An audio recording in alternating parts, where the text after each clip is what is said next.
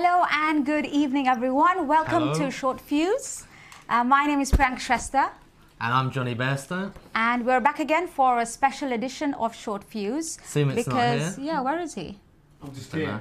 And in a disembodied voice, and it's not evening either. God, He said he sake. wouldn't be. I'm not gonna say anything. He wouldn't be taking part in Short Fuse, but obviously he can't stay away from it, so he's back again, watching. So as usual, we're back here to give you an update on some of the top stories we had this week, and hopefully some fun stories as well. So first up, we've got one from the UK government, and they said that they are considering leaving the EU energy market following Brexit. So the fixed date is the 29th of March for 2019. What they've said is that the white paper proposals basically sets out the UK's relationship with the EU following Brexit. And they've said that although it intends to leave, or it plans to leave, the EU internal energy market, it hopes to still maintain that relationship through interconnectors, so trading of energy through interconnectors. They also previously said that they will be leaving Euratom, which is the atomic energy community throughout Europe. But I think what they said was they want to negotiate the most comprehensive deal so far between the Euratom community and a third-party country. So this is something that the government set out yesterday, so we still have to wait and see what's going to happen about the deals. With Brexit, yeah, I so suppose, we never know. We'll see. And we had also the Brexit secretary, so who's in charge of this whole thing, resign last week. So that's put a dent on this whole issue of Brexit. So we'll have Just to a bit wait more and see. confusion for us. Yeah. Yeah, so well, hopefully we still have the interconnectors in the future because the next story I was going to talk about is how the UK is doing a good job at the moment of getting rid of coal generation. So hopefully we don't lose the interconnectors and have to go back to coal or something like that, because the UK's made 1,000 hours so far this year where we haven't required any coal generation whatsoever in the energy mix We during had that time. earlier this year as well, and last year as well, didn't we? Well, earlier this year we hit 3 days. The UK hit 3 days straight of no coal generation, and obviously every year we use less and less coal. So this is the first year we've actually achieved 1,000 hours of no coal generation, and we're only halfway through the year. But in 2017 there were 624 hours in total of coal-free generation on the grid. And in 2016, it was 210 hours. So every year we're making big improvements. And like I said, we're only halfway through the year. So I think it's onwards and upwards for renewable energy. Yeah, so it seems like we're moving towards the UK government's target of phasing out coal power stations by 2025. And although the government has made that commitment, what the government has also been advised to do now is by the National Infrastructure Commission to basically call time on new nuclear power stations and invest more in renewable energy technologies. So they set out their new report, and what they've said is they've basically cautioned the government against a rush in committing support for new nuclear power stations. But they build them so quickly and cheaply. Well, with Hinkley, we don't know how long that's going to take. Obviously, the government has given the go-ahead for Hinkley, controversial project. So what the Commission has said is that if the UK is to support any more nuclear power stations, there should only be one more after Hinkley, and that's before 2025, because they believe an energy system based on renewable energy is the way forward. And that's something that's the safest bet in the long term, according to them. Do they not think that's needed for the baseload, though, even if we have lots of renewables? Yeah, that's the argument that some people make about, obviously, renewables are intermittent. Yeah. But I think that's where the whole these technologies to do with storage come in. So where you can save power when there is excess generation and then release it when you need to use it. Yeah, so. as long as we have everything set up, I guess, before 2025. Yeah, so. we'll have to wait about that as well. But what BEIS said in response was that it is committed to providing a secure energy system with a diverse energy mix. And they did say that new nuclear will have an important role to play. So it seems like there might be more nuclear power stations lined up. Cool. Well, my next story is from the Church of England, and they've actually saying that they're believing in cleaner technologies like renewables, nuclear, just low carbon in general, because they had a vote, all the nuns and priests and vicars and everyone that makes up the Church of England. So they had a vote and they decided to divest from oil and companies, basically, that invest heavily in oil and gas. And that is by 2023. They say that all the companies that they're investing in actually need to be on track with their goals to achieve what the Paris Agreement on climate change, what that sets out. So if companies aren't up to date with progress until at that point, the Church of England is going to cut them off and not give them any more money. That's a pretty good stance they're setting. Yes, yeah, it's very good. You'd expect nothing less from the church, so I'm happy with that. Good. Okay, so moving on, we've got story about EVs and charging points. So the government recently said that that house builders in England will have to install charging points for electric vehicles in new build homes. And that's part of the government's Road to Zero strategy, as it calls it, so towards zero emission and low carbon future. Sorry. So what they've said is also all new street lighting columns that have car parks, so streets that have car parks currently, they will have to install charging points in them as well. Also, they've said that they will be increasing grants for workplace charging. I don't know if we are going to be getting one anytime soon. No chance. No? Got some down the road. We'll have to buy an electric car first. You're right. Going towards the low carbon future. So some of the funding that it has committed to is £100 million funding for charging infrastructure. So this is for businesses across the UK to install charging points across their premises.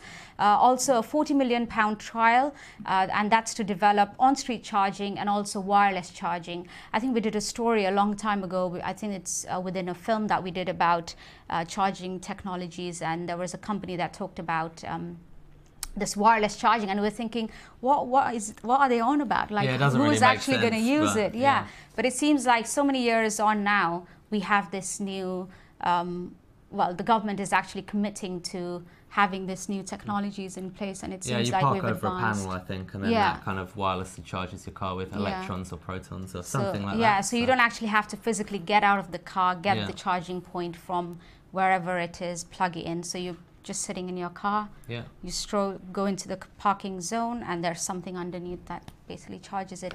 I'll see if I can actually try that, find that film, and we'll tweet it out later so you can have a look. And also, finally, there is a £4.5 million funding for on-street residential charging scheme, and this is going to be available to local authorities for projects across their local areas. Cool. My last story for just now is actually researchers have said that hidden rivers underneath London, so these were rivers that used to be on the surface, but as London's got busier and busier and denser, they've kind of been buried under lots of concrete roads, buildings and so on. And researchers have said that these hidden rivers, which go all the way through London, could be tapped into to provide what they say is an unlimited source of heat energy, which would obviously be renewable just because it comes from the warmth of the rivers. The rivers aren't actually that hot themselves, so they're not boiling hot or anything, but it would basically use energy efficiency technology and ground source heat pumps, which would kind of work together to increase the temperature of the water coming off the river. That would be pumped around buildings, and that could heat them up. And these researchers actually said that there's a river under Green Park called the River Tyburn, and they say that the heat from that could be directed into Buckingham Palace and heat the whole of Buckingham Palace, and that's a lot of rooms, that's a big space. So if one river can do that for free, seems like a good idea to me. Yeah. And it seems like we can generate energy and heat from anything these days. Yeah. And it's really versatile, the use for the water, these river water. So it's not just buildings. There's actually a Lido in Brockwell that I've never been to. But it normally goes down to 2 degrees Celsius in winter, so no one uses it. But it could actually be heated up to 25 degrees Celsius all year round, just by getting this river kind of like running through the pipes that then heat the water. So, okay, interesting. I think it'd be good. And I think that's all we have. Yeah, we're gonna try and go down in the rivers, make a film about it. We'll just get our research team onto making those calls, and then we'll see you out there soon. And I think that's all for stories for today. But we do have events. So before we move on to the upcoming events, We had Telca just over 2 weeks ago, so that's the Energy Consultancy Awards. Thank you for everyone who attended the event. It was a huge success. More than 450 people attended. And congratulations to all the winners. I think everyone had a blast. Yeah, it was a really good night. Everyone night was quite emotional when they won their prizes. Yeah. I think it meant a lot to everyone that won. And yeah, it's great to see everyone there together and catch up with everyone. Yeah, and before we move on, I'd just like to show you a clip of what people thought about the event. Very pleasant, very well organised. Lack of non-alcoholic beers though, it's a bit... I have to complain about something. It's been really good. I've already caught up with quite a few people at the Telcas I've not seen for a while, so it's always a good place to catch up with people and start to collaborate and see how they're getting on. I'm loving it, it's wonderful, so many interesting people, such a positive market. Great fun. Having a great night as always. Telca's always good fun. It's great to catch up with ex-colleagues and other people in the market. And yeah, it's been great fun. Really good, really informative. The rewards were great as usual. Yeah, fantastic. A lot of companies that I didn't recognise, and it's great to see new blood coming into the marketplace. We're having an amazing time. We've won an award. Congratulations. Where's the award? James, where's the award? Sales leaders, utility bidder, all the way. We're having a great time. Got 13 of my colleagues here. Yeah, it's a good night out for the guys. Yeah, and the consultants crew, we know how to party. So that was Telca. As you can see, everyone had a really good time. So I think, yeah, everyone was and I like that. the gentleman said, put it, that energy consultants know how to have a good time, and I think everyone did. Yeah, yeah. And we only put on the best. How many events, drinks so. do you have, Johnny? Because two or by three. the end of two or three, I think. I'm not sure you can count on your fingers, Johnny. Hands. Yeah, so I had a couple of lemonades, but yeah. More importantly now, moving on to the future, is our Energy Live Expo, which is on the 31st of October, spooky Halloween date, and Energy Minister Claire Perry will be headlining that event. She'll be talking about all the biggest issues across the sector at the moment, so obviously that's Brexit, that's battery storage, decarbonisation, and anything else you want to know about really happening in energy. So come along to that. And you can actually get tickets by emailing us at tickets@energylivenews.com, and we'll sort that out for you. And we hope to see you there. Yeah, that should be another big event, hopefully, fingers crossed. And the last event of the year, certainly not the least, is the most exciting event we have coming up, and that's on the 6th of December, and it's the Energy Live Personality Awards at the Silver Sturgeon. And yes, that's the boat. It's backed by popular demand. I don't think you've been, have you? No, Johnny? I've never been, but I know you've all nominated me as Best Employee of ELN, so I'm looking forward to collecting my prize at the awards. Yeah, so that should be fun. I think we did that for the Telcas over 2 years or 3 years. 2 years, and I think we had to move out of there because of the capacity of the boat. So it's very because popular, people, wasn't because it's so popular, we're bringing it back. So hopefully, if you haven't seen it already, we've got all the details on the website. So if you go on the events on our homepage, it's ELPA, so the Energy Live Personality Awards. You can find all the details. The applications are all on there. And make sure, and entries are free, so you don't have to pay a penny. So if you'd like to nominate anyone and put anyone forward, please do so. All the details on the website. You just need to fill out the application forms on the website and send it through to us. And the deadline for that is the 9th of November at 5 p.m. So hopefully we'll get as many, if not more, entries this year compared to the last one. But first, it's Sumit Bose. Who is that? That's supposed to be a build-up. Oh, Johnny, that is... I'm going to creep in here. I'm going to grab this off him. There you go. Okay. Don't unbutton me too far. Hello. They've done very well. Why are you here, Sumit? I'm just here because, frankly, why not? Can you hear me all right? Can you hear me from there? Probably can. I can give you some extension. No, don't worry. No, you don't need to give me too much attention. Anyway, what I want to say is well done, guys. They're doing very well, aren't they? I might as well just give up. What did you expect? The one thing that we need to try and tell you about the ELPA thing is you really want to get involved because we've got Diversity Pioneers, guys. Ooh. New award. How diverse are we? Look, I employed someone who's not that bright. Look, I did that. Intellectually challenged. Intellectually challenged. People, Exactly. What more? We've got everyone. We've got a leprechaun. What more do you want, right? Even he was an evil leprechaun, though, wasn't he, Alex, during the football? It's true. Rob was actually booing England, weren't you, Rob? Lies. Yeah, lies. Very quickly, I want to talk to you about something that these guys did brilliantly. Even you did a few laps, didn't you, last year? What's that? Oh, yes. It was So a we struggle. do a bike ride every year, which takes place in September. And we're doing it for arthritis research. And at Telconite, we raised some money, £700, which is good, but we want more. And we want you to get involved wherever you are. So our plan is on, what date is it? I think it's the 19th. Yeah, 19th of September. We're going to be doing a ride in London, but we want you to do your own rides all around the country and just give us money. Give us money for every kilometre you ride, whether that's just riding to work or whether you do an organised event. Come and join us. Johnny has got himself a target of how many laps this year? I think it seems you did about 10. I've got to beat my 1,000 lap challenge last year, so come on, guys, come give me the Alex support. did a few on his mountain bike. Rob didn't do anything, did you? Rob did a few, No, yeah. he did. I don't remember. No, Rob did. Did he? And so did I. And we've got Harry. We've got Posh Boy Harry joining us. So we don't know what he'll do. We'll get his little wizard Did stick Freddie? out. Was Freddie? He's got a wizard stick. Did Freddie do anything last I'm year? not sure.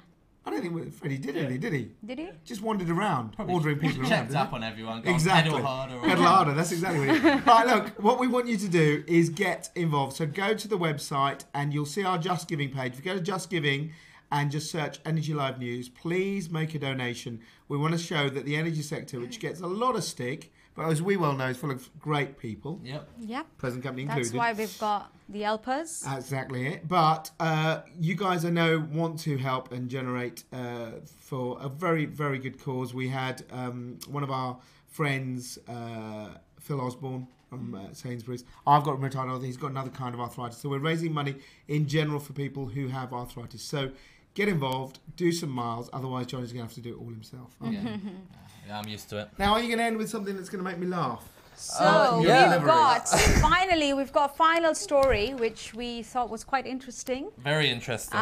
It's from a company called Sports Art, and they've launched this new technology which basically converts your calories into kilowatts. Nice. So they've launched this new workout equipment in the UK, and I think it claims to be the first in the UK. I think that they've been around in the world. We want to film that. I found out today, we will be. Right, sort it out. Found out today. Sumit. That's me on that He treadmill. keeps interrupting. He says he's not going to be part of this short fuse, and he doesn't let us finish our story. So just for your information, for those of you who are actually listening and not distracting us, the new workout equipment, they say that one machine is able to generate about 200 watts of electricity, and then that's fed into the grid. So it claims if a gym installs 10 of these machines, it could save up to £1,300 a year.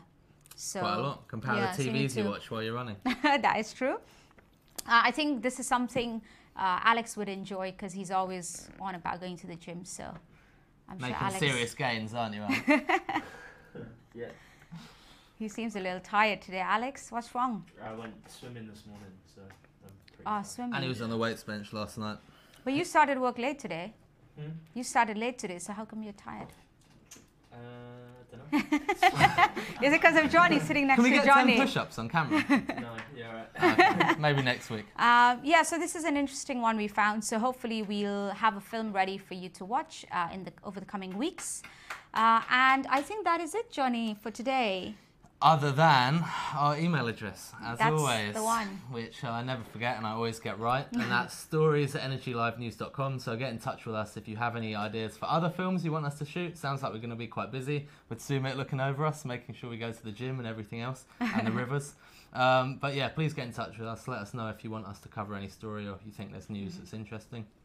And again, tickets at energylivenews.com for the tickets to our events. So yeah, please get in touch. Yeah, and that is it. Thank you all for joining us, and we should be back again next week. Same time, 4 o'clock next Friday. So we shall see you then. Have a good weekend. Bye-bye. Bye.